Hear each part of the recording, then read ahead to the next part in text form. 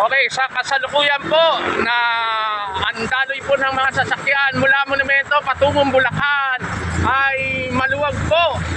At kung dito naman po kayo, pipihit lang po ako mga kababayan kong mahal.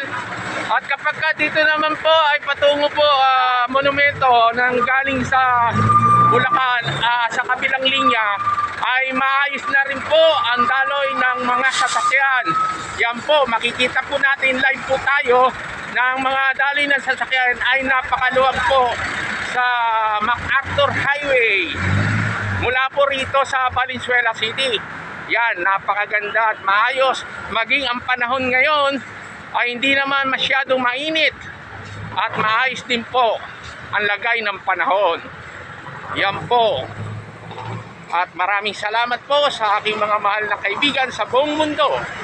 Yan, binabati ko po kayo ng Happy Monday. Yan po. Tuloy-tuloy lang po ang ating pagmamonitor sa aking sinasagawang traffic situation. Yan po.